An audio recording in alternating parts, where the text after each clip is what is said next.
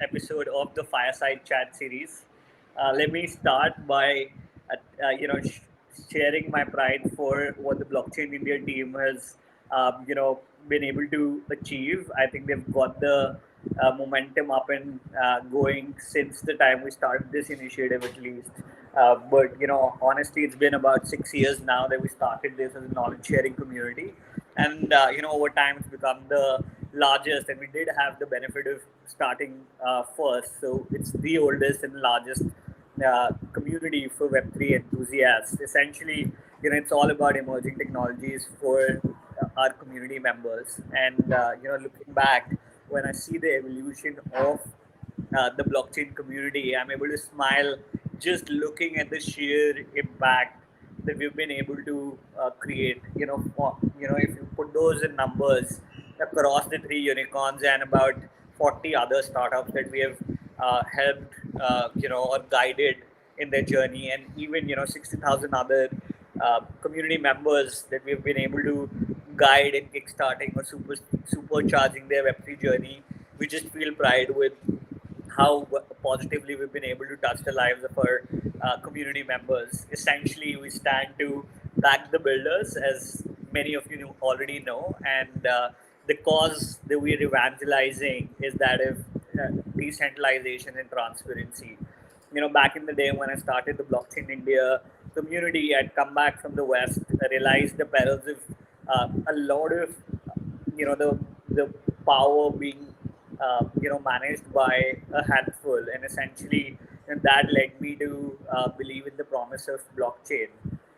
But as you know, it's a community effort, and the torch bearers are always our entrepreneurs, which we have tried to highlight specifically in the Fireside Chat series.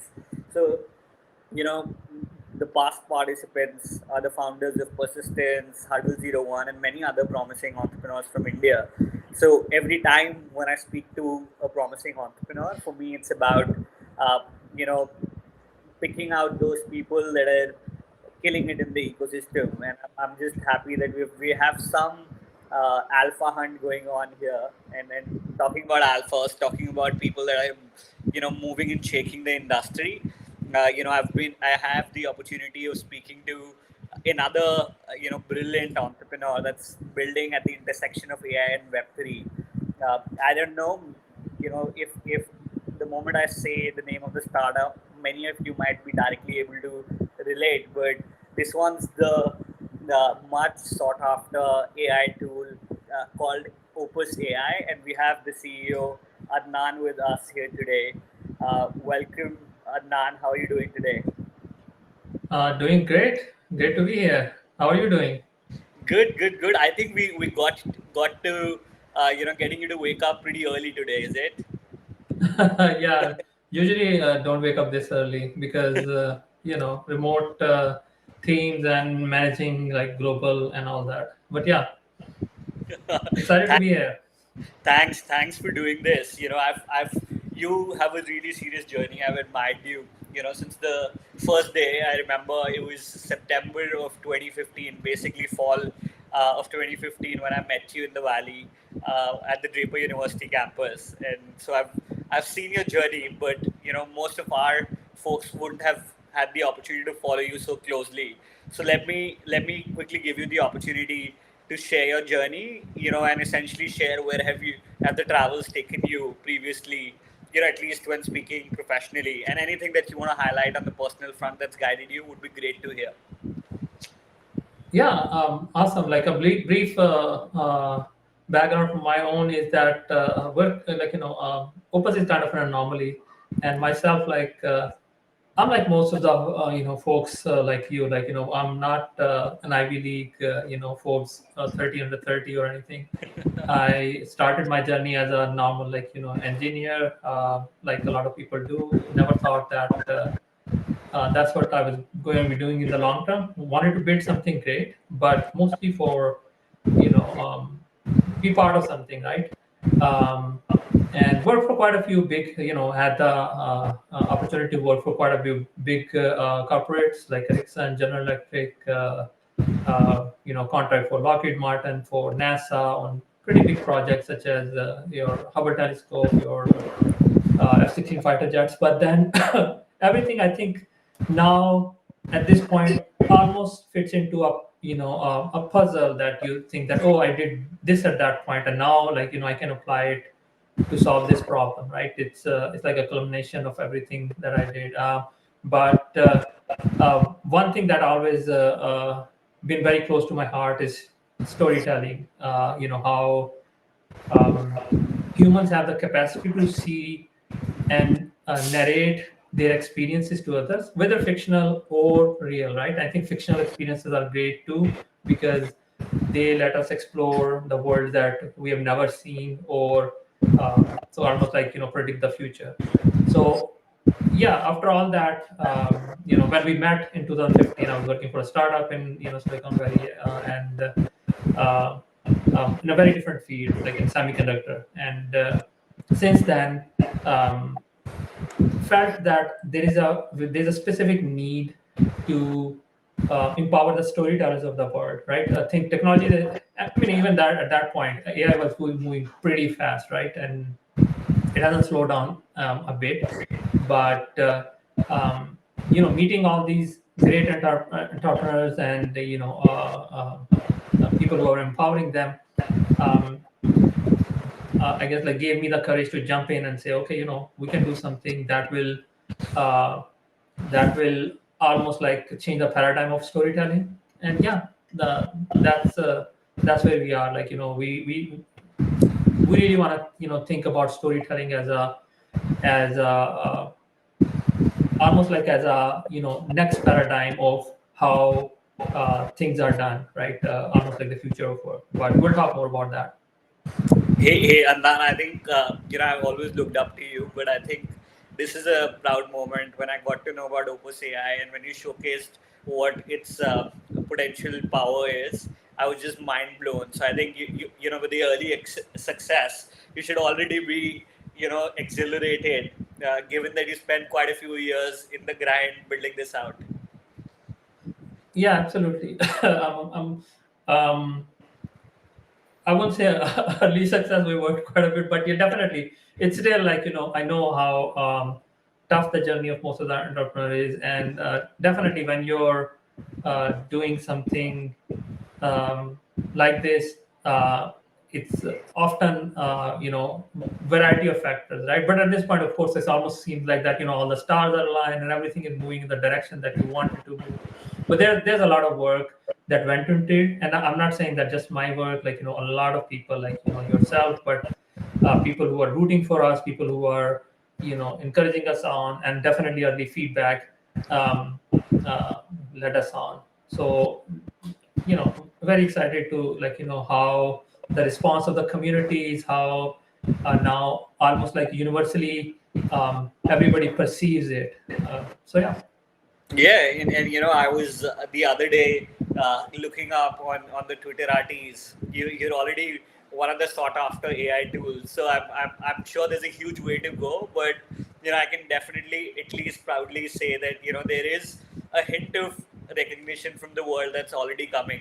But before we dive into it, a lot of our community members are not as adept in the new innovation that has taken place in AI. Obviously, a lot of this was evolving with time, but the recent few things that have happened have definitely changed the dynamic for at least the output of work. Just as someone who's been in it, who's been pushing code, who's been seeing a lot of other promising teams build things out. Tell us what's happening. Why is everyone buzzing with excitement about AI? um I think several factors, right? Of course, um so I think one thing that happened in the last few years is almost like a hope of reimagining the way we do things, and Web3 had a very big part in it, frankly speaking, right? Because um, as you all know, how the traditional industry works, most of the players, like big players, want to keep maintain that status quo that is there, right? They want everybody or anything that comes up, anything new thing, to either be owned by them or in some kind of irrevocable dependency chain where they control. the direction, right? But Web3 kind of changed this concept, right? Now you can almost go and raise your own fund. You can almost go and avoid the entire, I would say, ecosystem. Now that happened in the last 2 3 years, and that I think has led to this particular point where people are looking for, okay, what's the, I would say, what's the part where it's going to interact with the traditional industry, where entrepreneurs are building something super cool, but they don't even go the route of traditional, I would say, VC route of funding, or traditional, like the way that looking for an exit or like a buy out from a industry player, but rather build something. And I think that's where we got the major recognition early on, right? The Web3 people, not the VCs, not the, I would say, but either it was completely like small investors, or just normal people who are super excited about what can be done. So we got a lot of this early recognition, and it was almost like surprising for us, right? Because we wanted to do something there, but at the same time we didn't know how long it's going to take.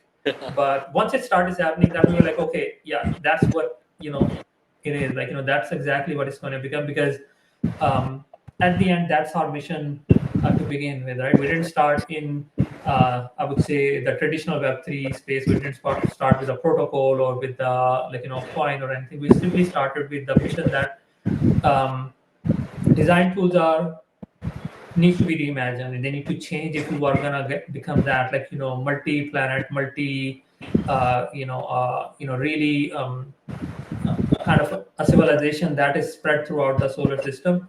And the reason I say that everything we do, particularly, relies on one kind of 3D tool or the other, from industrial manufacturing to architecture to, so yeah. It's very very exciting that you brought about the context of Web3 so early, right? One, that's been in the Web3 industry. Someone like me, you know, we've always been thinking about singularity, because we're students of all of these, at least three technologies coming together. I would say AI, Web3, and essentially IoT, right? So, but I had a very strong feeler around IoT is kind of like the feeler, gets the data in, understands things. Right when that data is crunched by AI models and made sense of, right? And then Web3 in that sense was that technology that remembered that data because of its immutability, did not allow that data to be fiddled. But from the outsider, please tell me, what has AI got to do with Web3? Great, it's a great question, and it's a complicated question. I think, let's see. So AI is, um, I'll talk, in context of what AI means to me, right? I mean, I've been in the industry for, I would say now 26 years. Worked with a lot of things that were not, didn't have a terminology, right? Literally, like category defining products. Like, and you brought up IoT, so I worked on IoT in 2007, and at that point we didn't know what to call it, literally, right? And at that point there was no IoT. It was literally like we have a bunch of boards and we were soldering thing, and we were bringing in sensors, and then would somebody ask, okay, what do you do? And we're like, we do something. And it was very hard to explain at that point, right? And things are fast forwarded now. Like, most of these things have categories, right? AI itself was not a category, right? It was more like a science fiction thing. And then there were a bunch of technologists or like an engineers who were working on something. Anyway, so AI, to me, is something transformative, because it lets you shift from the paradigm of where we're hand designing systems to a world where we're data designing systems, right? We're taking data and we're um, figuring out what behavior do we need as the output, right?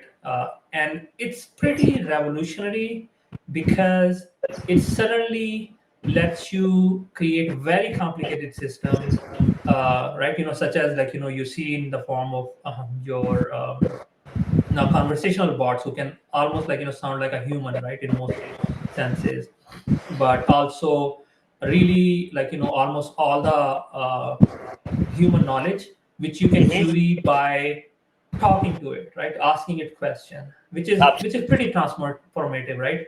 Now Web3 has, to me, one of the biggest achievement is to cut out the broker part, right? Because in most thing, when we think about since human civilization started, uh, one of the biggest thing has always been they were the makers, and then there were the traders, and then there were the brokers, right? And broker have always been crucial to all these anything that we did, from trading to selling, buying, manufacturing, because they were the one who decided what the cost of something was. They were the one who in often cases were with one with the biggest inventory, right? Because they were the gatekeeper. And Web3 changed that paradigm, that now everybody who's building something, everybody who's going to subscribe to something can, without the need of a broker, um, come to a consensus, right? And that's I think that kind of changes the paradigm of how we do things, right? So if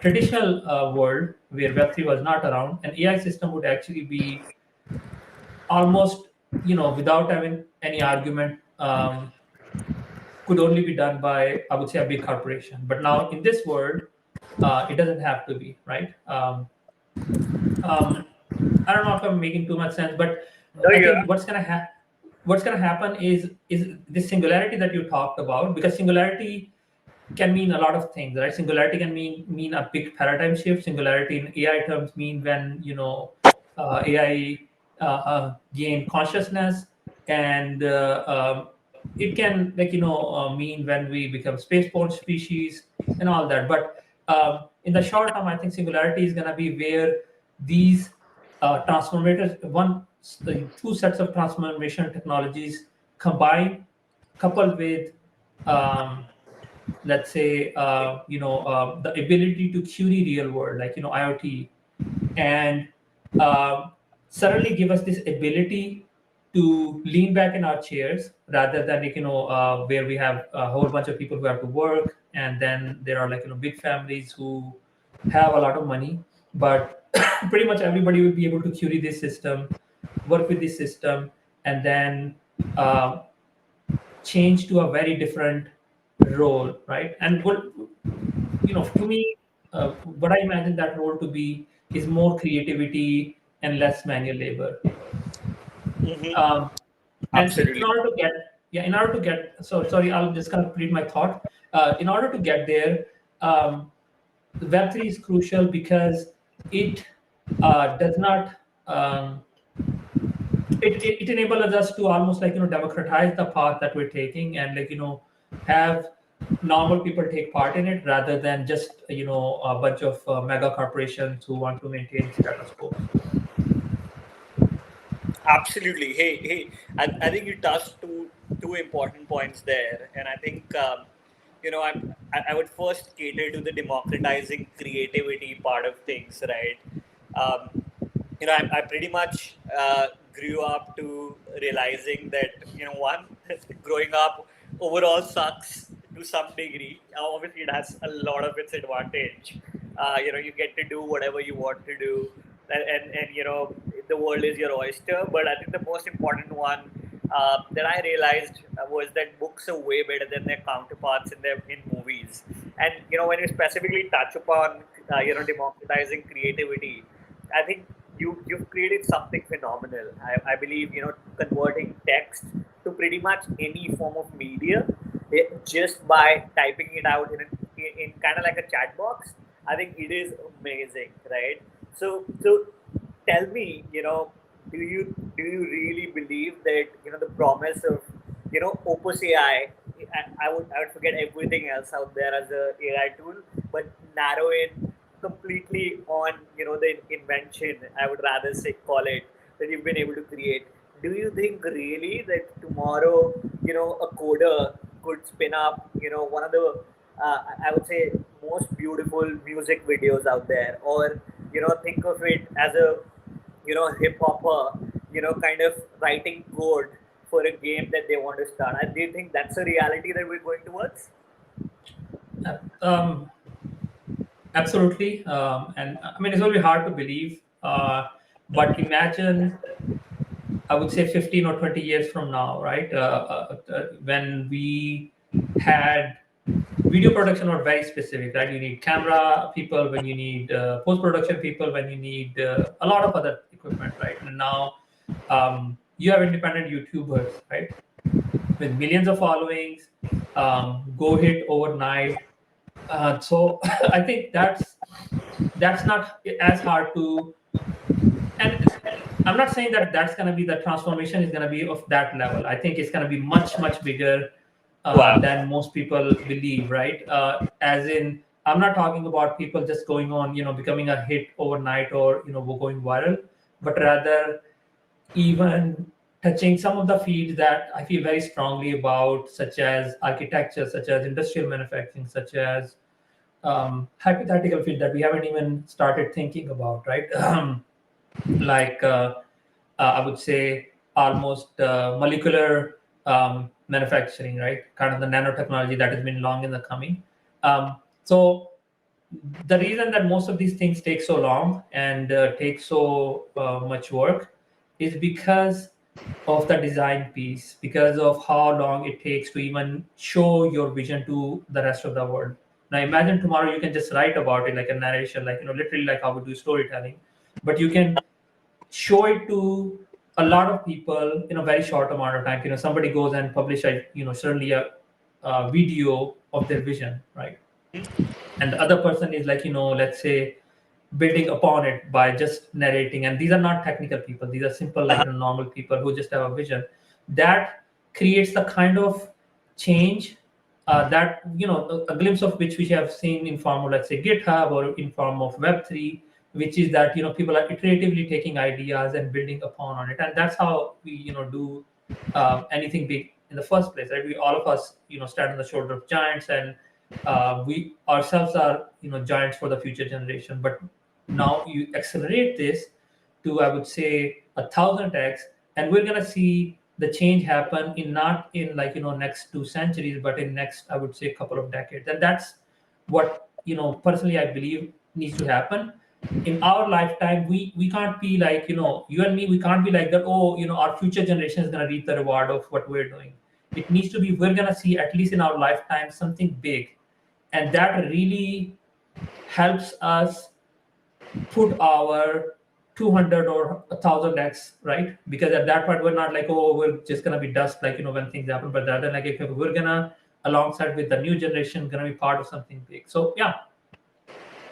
Hey, this is very exciting. I would love to learn, as a creator of the tool itself, what is your favorite application of Opus AI? And I'm sure, you don't even know what it's going to be used in the future for, but and that's the mind blowing aspect to it. You've created the tool, and people will figure out what to do with it.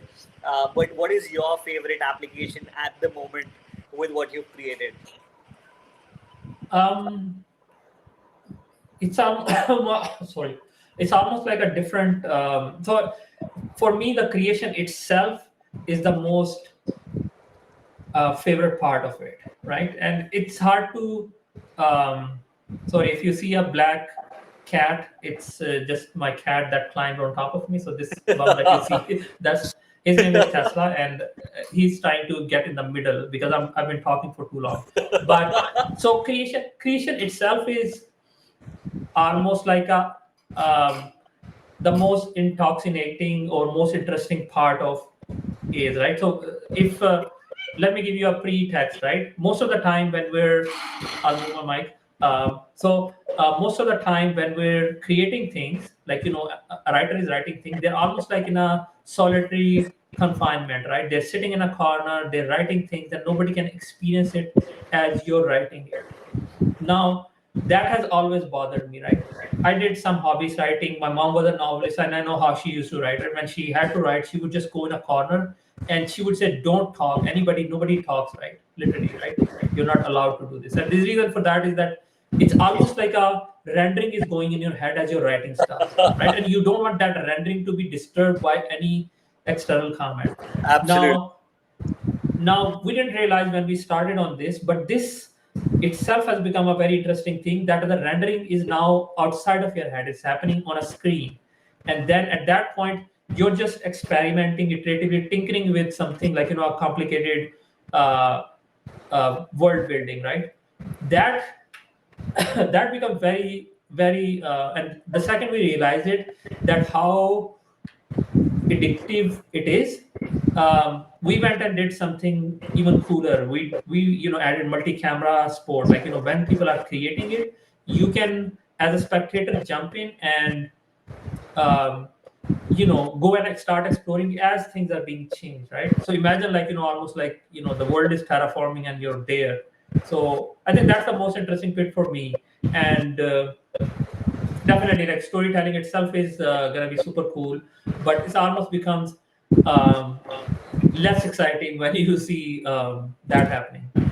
Absolutely. Hey, one thing that I see, I'm a gamer myself. I've grown up to playing Counter Strike, Call of Duty, and Dota, and I don't know whatnot. In fact, to some extent, my family was really bothered when I was getting another PlayStation last year. So essentially, I'm looking at it from the perspective of how many interesting games are going to come about, because I think the moment you can write a scene and it automatically turns into a game, I think that is going to, give the power of building games to so many, as you said, writers like your mother, it's herself.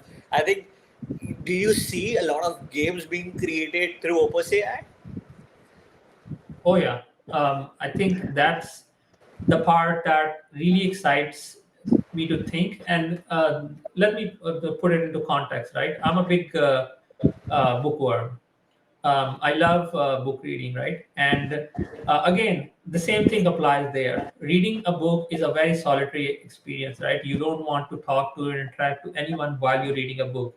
Now, go on a different side, let's say an MMO, right? Like World of Warcraft, or like, now those are very those are still stories that you're experiencing, but you have people around you, right? Real people who are interacting with you, commenting on it, and that's a very different experience. Now, for me, I think that's gonna be the most coolest. And these MMOs take very long time and a lot of money to create, and at the same time, you can't take too many risks because of the overall stakes. They are way too high, right? You can't afford an MMO to fail. Now imagine that you take out that entire thing and you say that anybody can create an MMO, everybody can jump into it overnight, right? Not that today is gonna be announced and then next year is gonna come out, and all that, but rather than you wake up and somebody like, oh, this is, and you're like, oh, this is such a cool story, I want to be part of it. And it's like, in like, a few minutes, it's like streaming, you jump into it, right? And then it's like a, you know it's almost becomes a crazy thing, right? Because you're just like, overnight you suddenly see a video and you're like, sharing it with your friends. But now imagine that you're not sharing it, but you're in it, right? Wow. Almost like you're part of the story at that point. Now um, this is something that I'm super excited about, right? Where we can take not just the writers that are writing it, but a lot of books that I feel very passionate about, and I know that they're never gonna get made uh, um, into a game, right? Like, one of my favorite authors is Brandon Sanderson. Very, like, articulate with his magic systems, and um, if you haven't read it, like, definitely go and check it out. His Stormlight Archive series, super, fascinating series. But it has been, like, out for several years, right? And I'm sure, like, somebody has contacted him for something, but Uh-huh. I know that's going to take probably a decade or even more before you'll see any movie come out of it, right? And Uh-huh. it's now, what I'm excited about is that, these, and he's not the only one. There are like hundreds of thousands of these people, not just now, but in the past. Now, imagine that any writer who's writing, now suddenly is writing in real time, right? And people Wow. are like, their fans are jumping in, and they are, they're joining in the fun of creation, like almost giving Wow. him real time feedback. Wow. That's something, it like almost like, hair raising, that you're like, oh my god, I'll be able to um, um, you know uh, experiences as it's being created, right? And of course there are now these old scripts, right? Like, a lot of things that have been written in the past, like, stories that have almost like forgotten at this point, because everybody wants to experience, um, I would say, the visual media rather than the written medium, right? Now, if we can take all of that, like out of copyright books, out of like, almost forgotten scripts, that itself is like huge, right? I love history, and I think that's gonna be pretty interesting to see, like, different viewpoints of history being visualized, and then Love. rather than just historians arguing with each other, but everybody kind of like, coming up with a consensus on what the history actually looked like, right? Interesting. It's exciting world that you're painting a picture of. I just think collaboration, will have a new meaning when writers, or imagine the Harry Potter story, the next one possibly being written live and being converted into a movie, but at the same time the fans are adding their own characters, or giving their own flavor. I don't know what could, Web3 talks about composability, but I think this is a whole new level altogether of what it could become. One interesting thing that you pointed out was putting people into games as well. And we just learned about San Andreas being copied into one of the games online. And I believe that it'd be exciting to have probably Adnan, you as a character in a GTA game, right? Or one of your friends who you want to take a pun on or have fun with while he's going through the map. Would be super exciting to do that. And that's just the start of it. I think the implementation of this around interactive presentations. I think very professional use case, but it could have a whole new meaning to itself. Absolutely. I think what we call professionalism is going to change quite a bit with that as well. And I mean, you bring a great point, right? Everybody, like, go on Twitter and, post something and hopes that somebody that they really admire or look up to is going to respond, right? They comment on it and all that. But now imagine that you're not just doing that, like a different kind of social, where you see that person doing something in a word, right? And even I guess like Mark Zuckerberg talked a bit about it and touched this subject quite a bit, and people got very excited about it. But as we learned the hard way, that's not hard to create such a word. Like, it's expensive, it takes a lot of time, and when they are created, it's almost like a completely different ball game to make them usable, right? The thing that nobody thought about when they were spending these billions and billions of dollars on it. Now, this brings it down to people who are actual real storytellers, who know how to create worlds, right? But at the same time, they're not the only one there. Everybody else can join in, like, and almost like, um, um, build a real-time community, but Uh-huh. community as in physical community inside a virtual space. And if it Love. doesn't work out, throw it away and create a new one, because the cost was so minimal that it doesn't matter, right? Uh-huh. So yeah, I think that's going to be a very different paradigm shift.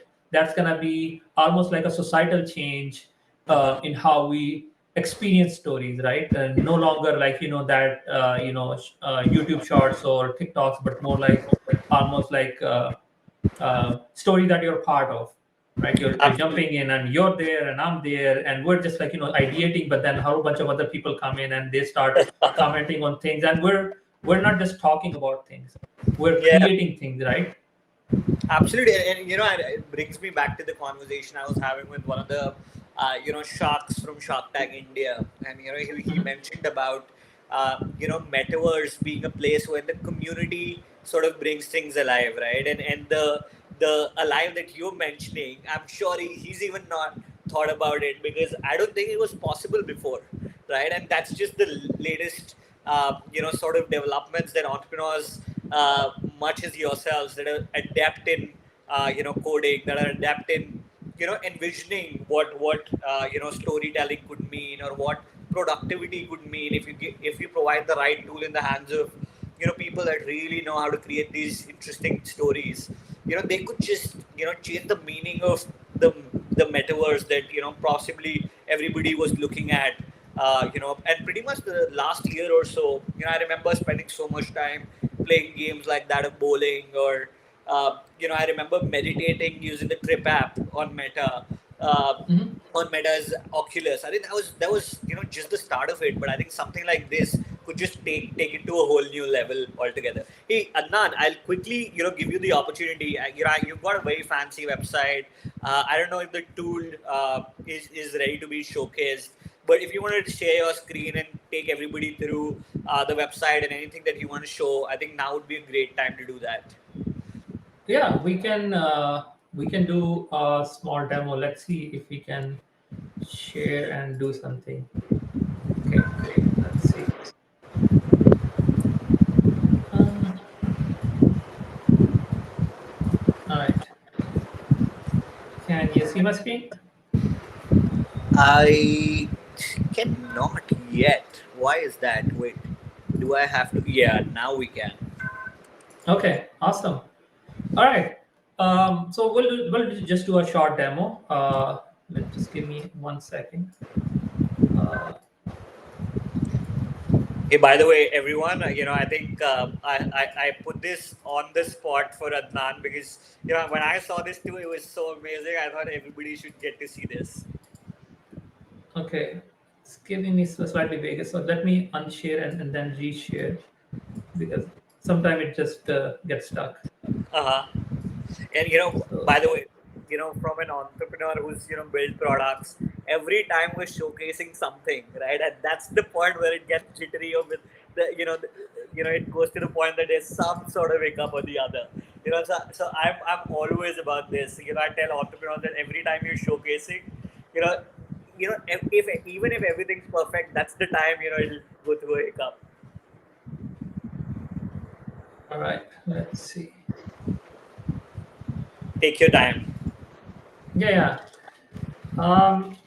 We are doing I would say a newsletter. So if you haven't yet, please go to my Twitter profile, which is um,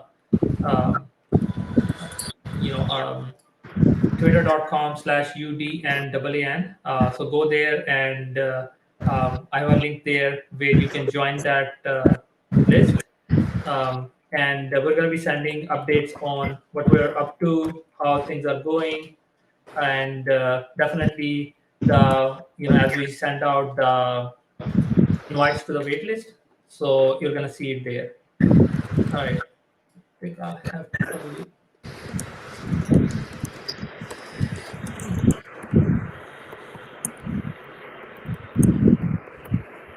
All right.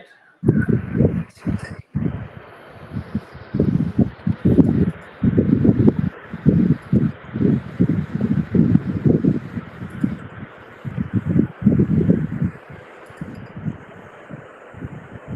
Yeah, unfortunately, I don't think we'll be able to do something went wrong, and now I'll put to go and That debug. But that is if you haven't, we have a lot of demos out there and on our YouTube channel, uh and we'll definitely gonna be posting a lot more interesting and sophisticated demos in the future. uh So yeah, That is completely fine, it, but I have a lot for you, because I've been wondering about what's going on in AI. So it seems like the hype is real, but I was always the one who envisioned that isn't it, and I've seen the movies like Megan, or a lot of the ones that feature AI taking over or machines taking over, right? So I just want to touch upon that fear. Maybe I can understand from you, since you're at building at the very cutting edge. uh, Do you really think we can stop machines from taking over? Do you think this is even close? Because a lot of people are talking about it. A lot of people fear it. What do you think about it? um, I think we eventually will have to think about it. I don't know whether right now is the time to worry about it, because, and the reason I say it is because people see, like, that a machine is able to respond like a human, right? Like, let's say your chatbots are becoming a lot more, I would say, human-like. But Uh-huh. at the same time, when we, um, as technologists, we know that they are not actually thinking about anything. What they are doing is what we call parroting, right? Uh, They are searching through all the entire database of the scraped or built data, and now they are responding um, from that database. Like, it's like a search and respond thing that is going on. So they're not actually conscious. They're not thinking. They don't have intention of any kind. Now, uh-huh. do we have to eventually worry about it? Likely, yes, right? And the reason for that is because um, we can almost see that basic structure taking place, right? Of not of thought, but of our own, I would say, neurons in our brain, right? And if it grows large enough, and again, if you connect it to, let's say, a sensory system such as IoT, which can now take real world feedback, we don't know where it's gonna go, right? Pretty exciting, but pretty scary to think about. Now, it's not gonna happen tomorrow. ChatGPT is not gonna do it, and none of the technology that we currently have is gonna instantly do it, right? Um, so we should have, I would say, conversations around it. We should talk about it, but at the same time, we shouldn't um, stop and waver in what we're doing, because it's gonna be a while before we get there. All right, I think I can probably do a demo that I just Lovely, started, and lovely. So yeah, everyone, be ready for for some magic happening right in front of you. okay. Let's see. Let me know when you can see. Okay, you can see the screen, right? Yes. Okay. Now I'll just start with. So let's say it was a.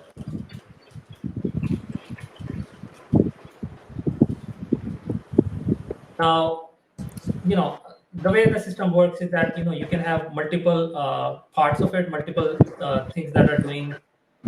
Um, huh, did it break? No. See, I told you about these showcases. Okay. That's like I spoke too soon. So I'll have to. Yeah. That anyway. Let's. That is absolutely fine. Hey, so Adnan, I also had a rapid fire for you. So if you allow me, Huh? you have to answer these without giving it a lot of thought. Uh-huh. So essentially, just a bunch of things. Maybe you can share your thoughts on what immediately comes to your mind, right? So the first one is essentially uh, your idol. Who do you idealize? Who do I idolize? I have different people in different, I would say, um, different places. Like, of course, I idolize a lot of giants that the shoulders that we built upon, right? Definitely, your typical Faraday, Tesla. I think they revolutionize a lot of things for us, right? If they weren't around, they didn't do what they did at the time that they did, we would be years in the past, like I would say, decades in the past, right? Uh huh. Definitely Von Neumann, that um, um, now, is there a personality today that I idolize?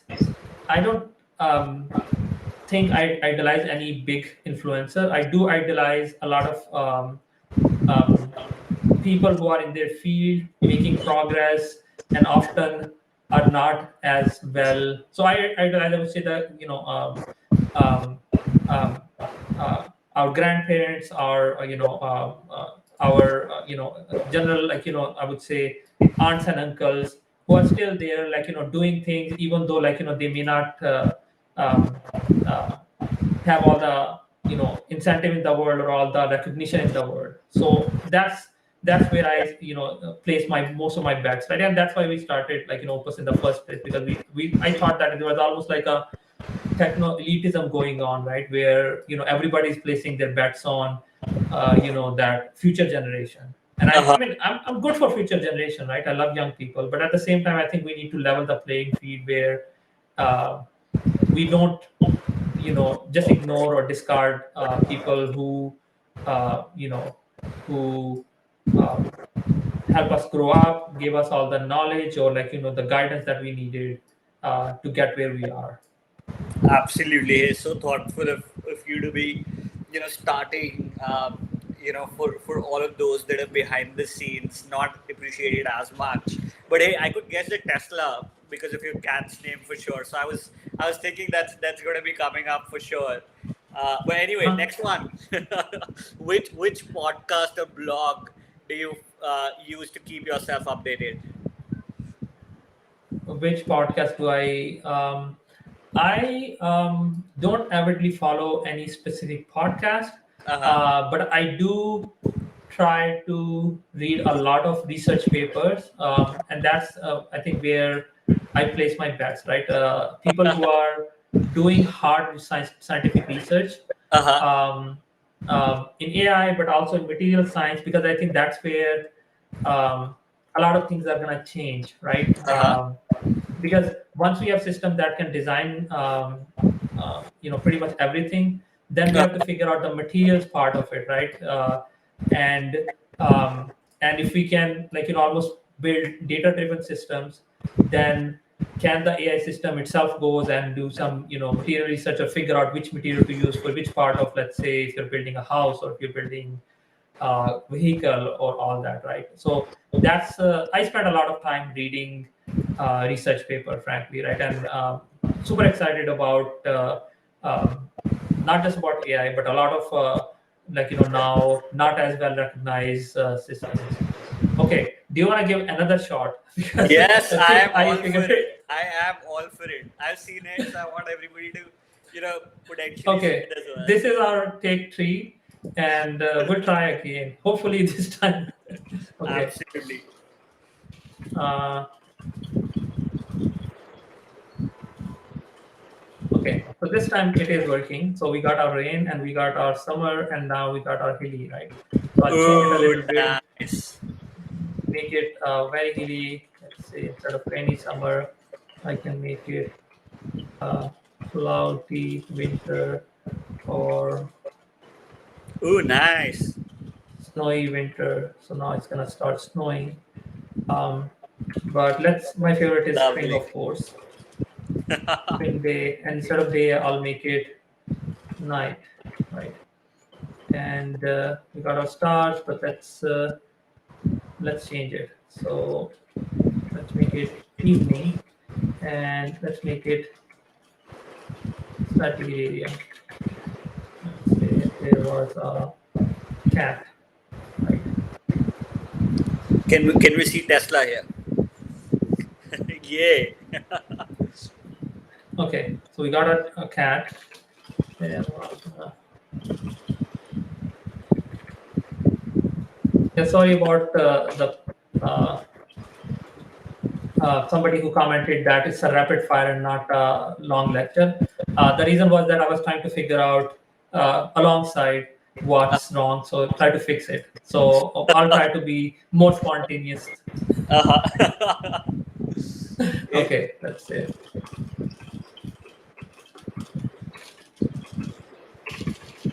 Uh,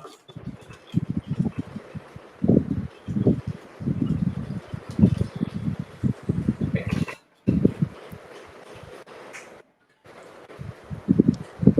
there are female characters. She's Lovely. wearing a red dress, and let's move her here.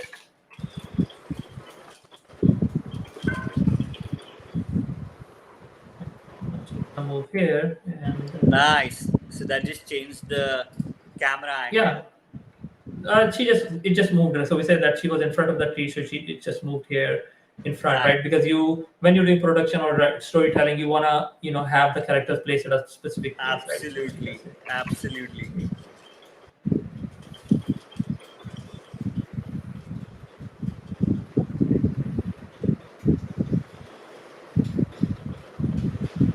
So the reason we name characters, because then we can, just like in traditional storytelling, then we can have multiple of the characters doing different things. So Oh, I'll change the nice. camera. That is amazing. Oh, Okay, nice. So she's laying there. yeah, and we can have another character. Let's say,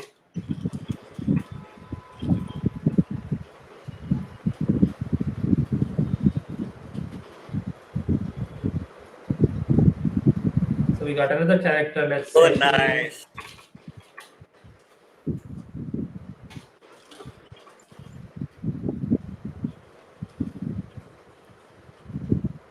Nice. Okay, let's match her here. So she. I can totally see brands, playing around this for sure with fashionable stuff. All right. So okay, so let's see. Let's make her move as well, right? So she. Let's make her run.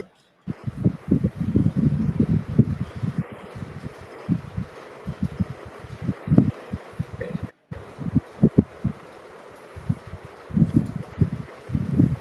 All right. So Super cool.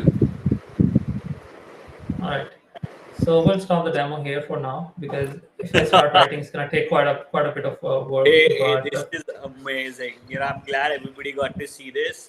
And I think essentially our time's up, Adnan, but I'm so glad, we got the chance to connect and, show everybody, what you've built. I believe in the hands of the storytellers, this is going to be beyond powerful.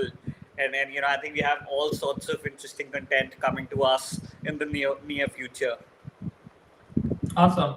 Yeah, definitely very excited and excited about uh, you being excited and everybody else being excited, right? Because building one thing is one thing, and definitely you want others to be excited about what you're building. So yeah, Yeah, definitely. absolutely. Like, if I would imagine myself building something for years and then, and it does this, I would be like, wow. I would want to show the world, and I'm sure the world wants to see this as well. I do remember seeing that there's a huge waiting list or a sign up list that you have, and you're, rolling this out in batches to people. So, this just seems like, a lot of hard work now coming to life, people coming to realize the power of what you essentially told everybody that you would build one day. And so this is just amazing. I think one last thing from you, Adnan, would love to get you to ask anything. Where do people, you know, essentially find you? You said Twitter, but anywhere they can sign up, or you know wherever, this is your time for an ask. So whatever ask you want to lay it out, I'm sure people would love to respond. Yeah, our website is opus.ai. It's opus.ai. So go there. There is a sign up there. Put in your email, and definitely, would love to have as many people who are excited about this be in the wait list. We are again a startup. We're not a mega, I would say, billion-dollar company. So we're trying to move as fast as possible, get this in the hands of people, get them to use it, but at the same time we're want to be very careful, right? Again, our aim is to empower people who are not technical, who are not coders, right? Our uncles, aunts, grandmas, people who have never had the opportunity to storytell. So we want to be very, I would say, on the Apple-ish sort of things, like kind of a smooth experience that you dive in and it just works for you. You don't have to, download a model, worry about your, I would say, hard disk space or GPU and all that, right? So we've done a lot of hard engineering work, but now is the time that when it goes out, We want it to be a seamless experience. Yeah, it's not going to do every single thing that you want it to do. At the same time, what it's going to do is going to do it well, right? You're not going to have to worry about. So we're just being careful. So yeah, go and sign up for the wait list. Um, Follow us on Twitter. We are on LinkedIn. Not, probably not as active that we want to be, but search Opus AI. You'll find us there. And other than that, definitely, like my email is there, Adnan at opus.ai. So feel free to send an email, any ideas, any partnership, or anything that pops up to your head. Yeah. Hey, thanks a lot again, Adnan, for doing this. And we can already gauge the excitement. Maybe people can give you a shout out on Twitter, and that gets them priority in the wait list. But again, thanks again for doing this, Adnan. You're amazing, and what you've built is going to change, as you fondly said one day to me, paradigms. You were hoping to build something like that, and I think now it's out there. So I'm beyond excited for you and the rest of the Opus AI team. Thank you for being an amazing host, and you know being excited for us. Like we're excited because you're excited. So thank you so much for doing this, and yeah.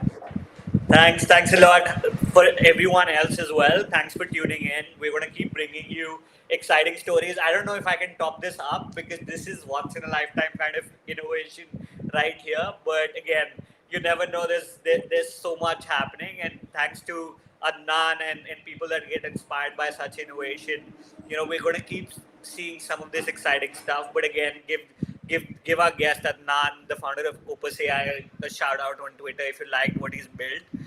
Again, wonderful of you all to join us for this time. Thanks again, Adnan. Take care.